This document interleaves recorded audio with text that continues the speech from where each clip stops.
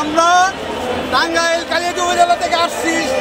একমাত্র আমাদের দাবি এমপিভুক্ত শিক্ষক কর্মচারীদের জাতীয়করণ।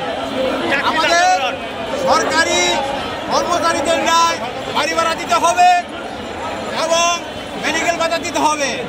আমরা মাননীয় শিক্ষা উপদেষ্টাকে দাবি করছি, যে সমস্ত সরকারি প্রতিষ্ঠান আছে যে কারিকুলামে পড়াশোনা করায়, আমরা সেই কারিকুলামে পড়াশোনা করাচ্ছি। আমাদের দাবি তাদের ন্যায় আমাদের 100% উৎসব ভাতা, 45% বাড়ি ভাড়া এবং সরকারি কর্মচারীদের মেডিকেল ভাতা দিতে হবে। আপনারা এখন যে বেতন পান সেটা কি আপনাদের সংসার চলে? না, আমরা যে বেতন পাই সেই বেতনে শিক্ষক কর্মচারীদের ছেলেমেয়েদের পড়াশোনা হিমশিম খেতে হচ্ছে। বর্তমানে বাজারে দ্রব্যপাতি যে ঊর্ধ্বগতি, সেই শিক্ষকদের বাজারে গিয়ে তাদের হিমশিম খেতে হচ্ছে। একজন শিক্ষক ঢাকা বিশ্ববিদ্যালয় থেকে পড়াশোনা করে 12,500 টাকা স্কেল বেতন পায়, 1,000 টাকা বাড়ি ভাড়া পায়, 500 টাকা মেডিকেল পায়।